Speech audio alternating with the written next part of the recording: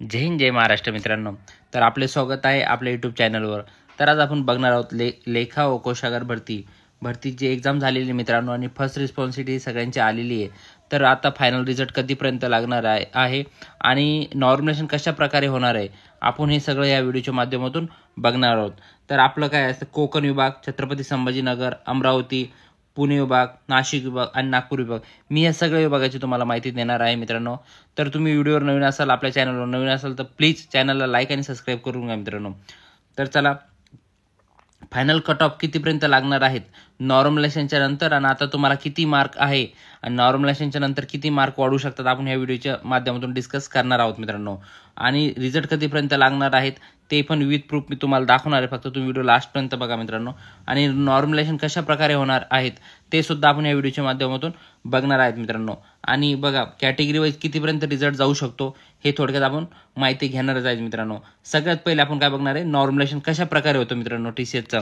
त्याच्यानंतर तुम्ही लास्टपर्यंत राहा मित्रांनो. फायनल कट ऑफ आणि फायनल रिझल्ट डेट कधी मी तुम्हाला सांगणार आहे मित्रांनो.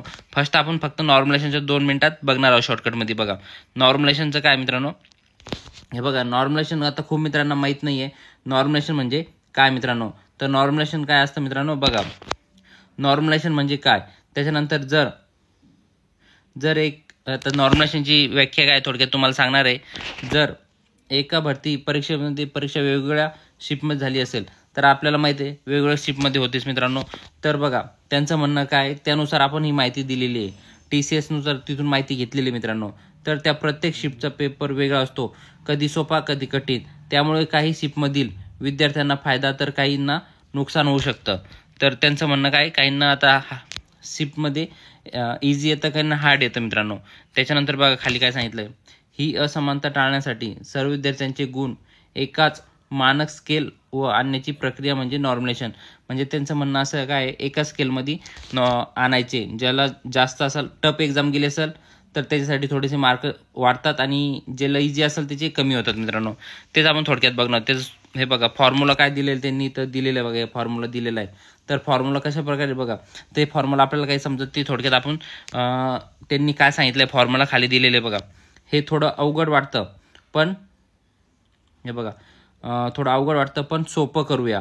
बघा हे फॉर्म्युल्याचे जे फर्स्टमध्ये दिलेलं आहे हे तुमचे ॲक्च्युअल गुण तुम्ही फॉर्म्युल्यामध्ये मार्क टाकून बघू शकता मित्रांनो. थोडक्यात आपण बघणार आहोत. बघा ॲक्च्युअल गुण, सर्व शिफ्टच्या टॉप जी शिफ्ट होणार आहे मित्रांनो नॉर्मलायझेशनची, तुमची जी शिफ्ट असेल 0.1% म्हणजे 1%, 0.1% विद्यार्थ्याचे सरासरी गुण ते धरणार आहे मित्रांनो टॉपरचे 0.1. त्याच्यानंतर इथं बघा तुमच्या शिफ्टमधील टॉप 0.1 गुण, तुमच्या शिफ्टची सरासरी किती येईल ते.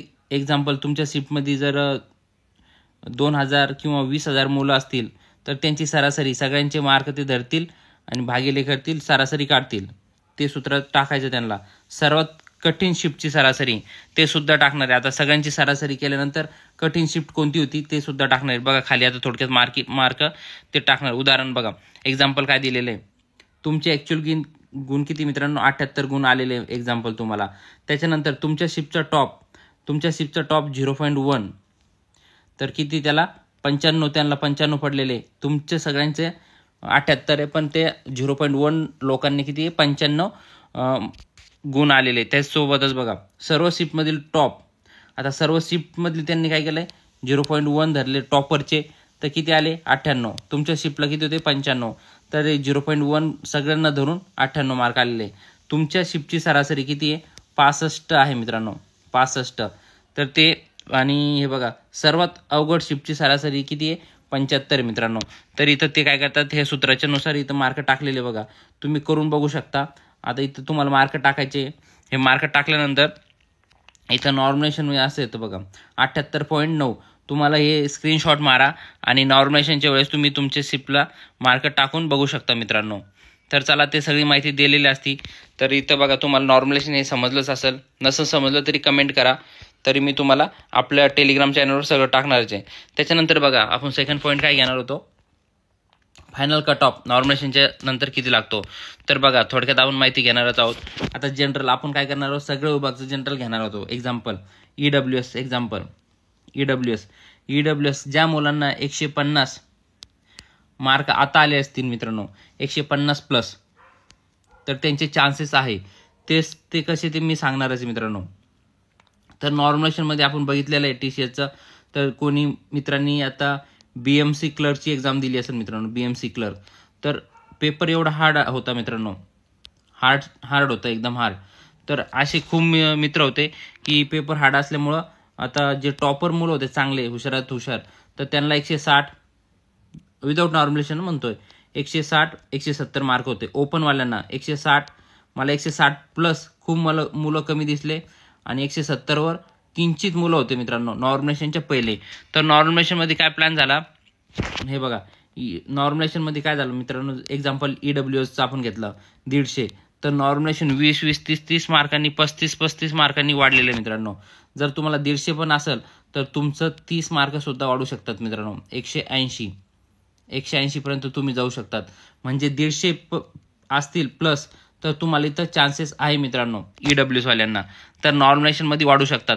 आणि ज्या मुलांना शिफ्ट सोपी असेल तर आता लकी ड्रॉ आहे मित्रांनो, त्यांचे 20 मार्क सुद्धा कमी होऊ शकतात किंवा तेवढेच राहू शकतात, त्यांचे काम होण्याचे चान्सेस कमी आहे. पण लकी ड्रॉमध्ये तुमचं जर शिफ्ट हार्ड असेल, असं काही नाही फर्स्ट शिफ्टला मार्क वाढतात सेकंड शिफ्टला, असं नाही. ते सगळं आपण म्हणतो की फर्स्ट शिफ्टचे मार्क वाढतात, असं काही होत नाहीये. ते हेच करतात, ते सूत्रामध्ये टाकून बघतात. EWS त्याच्यानंतर ST कॅटेगरी, ST 155 प्लस असतील तुम्हाला तर चान्सेस आहे मित्रांनो. तर तुम्ही इथं 20 25 30 मार्क धरू शकतात. आता तर मागच्या वेळेस तर 30 40 मार्क वाढलेले होते मित्रांनो. जर 20 मार्क बी वाढले तरी काम होण्याचे चान्सेस मित्रांनो ST कॅटेगरीला. तर तुम्ही इथं होप धरून चालू शकतात. SC 160 प्लस तुम्हाला आता असतील तरी तुमचे चान्सेस आहे मित्रांनो STचे. आणि NTD NTC NTB NTC NTD तर 165 तुम्ही धरून चालायचे. किती?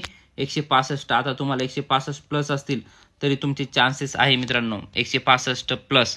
कारण नॉर्मलायझेशनचा फटका खूप जास्त मुलांना बसणार आहेत. आणि VJA पण सुद्धा VJA 165 ते 166 प्लस मार्क असतील तर तुम्हाला चान्सेस आहे मित्रांनो. OBC आणि ओपन जर तुम्हाला 170 प्लस असेल, OBC 168 प्लस असेल तर तुमचे काम होणार मित्रांनो 168. आणि ओपन 170, ओपन 170 वर. तर ओपन 170 असेल तर इथं काय होतं 20 25 मार्क वाढणारे 190 पर्यंत लिस्ट जाणार आहे मित्रांनो नॉर्मलायझेशनच्या नंतर. तर हे बघा एवढे मार्क जास्त वाढणार आहे. आणि जे मुलांना शिफ्ट सोपी असेल तर 170 असून सुद्धा त्यांचे काम नाही होणार मित्रांनो, ते 150 पर्यंत येणार आहे. तर नॉर्मलायझेशनमध्ये खूप मुलांचं लकी ड्रॉच असतो मित्रांनो. त्यासाठी नॉर्मलायझेशन तुम्ही हे मार्क धरून चालायचे. EWS 150 आणि ओपन 170 असून सुद्धा मागच्या वेळेस काय झालं होतं मित्रांनो BMC क्लर्कसाठी 197 टॉपर होता मित्रांनो. कारण काय, आणि त्याच्या पहिले बघितलं त्याचे मार्क किती होते 172 आणि तो डायरेक्ट 172 पासून 197 चालला गेला होता. तर तो टॉपर झाला होता. तुम्ही असाच अंदाज धरून चालायचे. नॉर्मलायझेशनमध्ये तुम्ही होप धरून चालायचे असेल. तुम्हाला जर ओपनला 160 65 पण असेल तरी तो जाऊ शकतो मित्रांनो वर. त्यासाठी तुम्ही इथं चान्सेस आहे मित्रांनो. त्याच्यानंतर नेक्स्ट टॉपिक काय होता मित्रांनो, पॉईंट काय होता आपला, फायनल रिझल्ट कधी लागणार मित्रांनो. फायनल रिझल्ट तुमचा कमीत कमी आता की आज 17 जुलै आहे मित्रांनो. तर तुमचा ह्या महिन्यात लास्टपर्यंत तुमचा रिझल्ट लागण्याचे चान्सेस आहे मित्रांनो.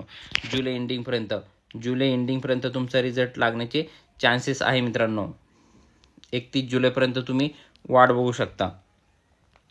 किंवा 1 ऑगस्ट ते 7 ऑगस्टपर्यंत तुमचा 100% रिझल्टला हा लागणार आहे मित्रांनो. तर तुम्हाला हे जुलै एंडिंगपर्यंत तुमचा रिझल्ट हा लागणारच आहे. त्याच्यासोबत नेक्स्ट पॉईंट काय होता मित्रांनो, कॅटेगरी नॉर्मलायझेशन कट ऑफ आपण बघितलेलं आहे. आता आपण काय करणार, कोकण आणि जागा किती होत्या, फॉर्म किती आलेले हे सर्व नेक्स्ट व्हिडिओमध्ये बघणार आहोत.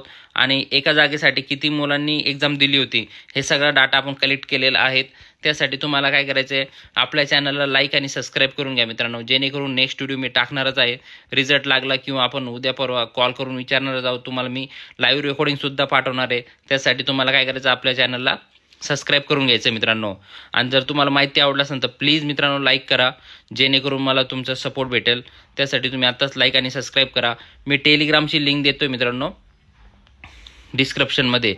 तर तुम्ही टेलिग्राम जॉईन करून घ्या, जेणेकरून तुमचा नक्कीच फायदा होईल. टेलिग्रामवरनं मी PDF वगैरे तिथं फ्रीमध्ये टाकत असतो, ते तुम्ही तिथून डाउनलोड करू शकता मित्रांनो.